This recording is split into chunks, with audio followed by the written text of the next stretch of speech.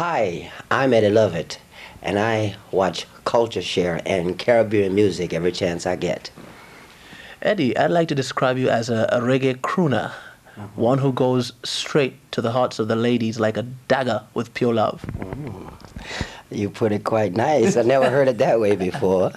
Well, I guess that we can deal with that. Is it something you had in you from day one, or is it something you developed as life went on for you?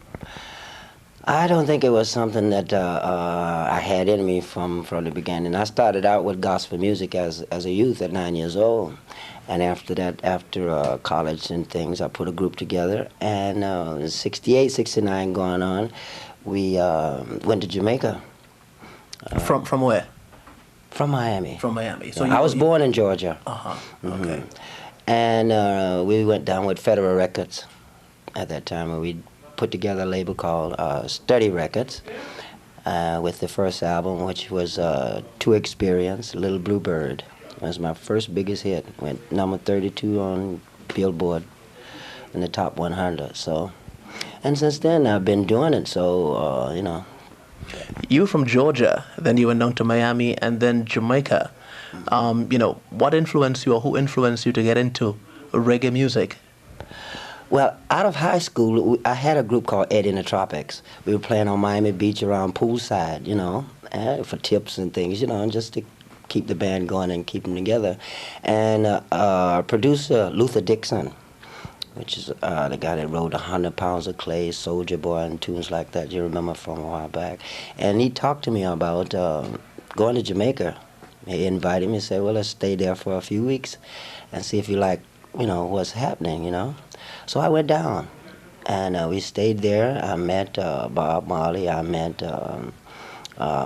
John Holt, Ken Lazarus, Ernest Smith, and all of us. We was there at Federal Records, and they presented me with songs to do. And as I stayed on, we rented a house up in Red Hills, Kingston, and I stayed there for about 5 years. But during that time, we put together the first album, To Experience, Little Bluebird. So there you got a good bush bath and was washed of all the Georgian music and was... No, I wasn't washed, man. I have to stay home. But the reason I fell in love with the reggae music, it was called rock steady at that time. It was just turning into the fad name of reggae at that time. But the reason I fell in love with it is because it was so close to me. Like I said, we had this group Eddie in the Tropics, and we was doing a lot of Caribbean stuff at that time. Around poolside, people coming to Florida and then off into the islands. So we give them that little boost, put them in the mood to go onto the island. So we were doing a lot of little things there, like Yellow Bird and stuff like that, But the music, it always been in my soul, And then it's a part of the culture, we black people itself. So since then, I haven't changed, and that's been quite a few years. Black power in the music. Yes. But then again, I've heard you turn red wine into calypso. Yes, I did. Calypso soca in the album True Experience we did, and it's doing pretty good. It's doing pretty good. What's in the work for Eddie Lovett, say 5-6 years down the road?